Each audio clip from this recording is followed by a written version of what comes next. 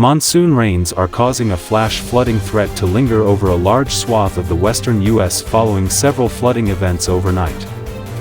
Flash flood events were reported over the desert Southwest Saturday night into Sunday morning, with Moab, Utah, experiencing flooding that spilled from streets to businesses and mud piling up on storefronts.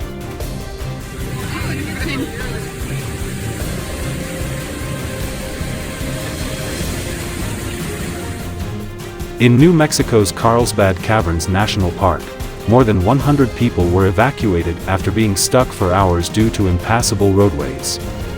More than 12 million people from Arizona to Louisiana were under flood alerts on Sunday morning.